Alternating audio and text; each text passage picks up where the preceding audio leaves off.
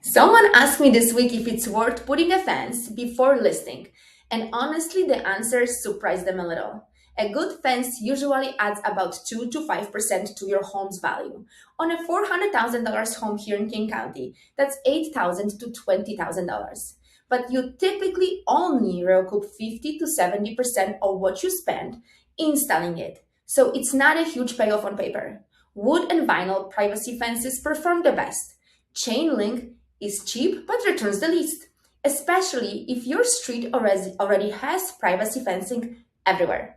Here is the part I actually care about with my sellers though. A fence isn't just about the appraisal number, it's about who walks through your door. Buyers with kids, with pets, are often searching specifically for fenced yards before they even book a showing. That's more traffic and more offers.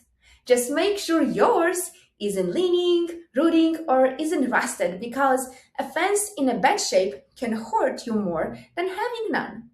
If you're waiting this before listing in Geneva, St. Charles, or Batavia, send me a message. Happy to walk your yard with you.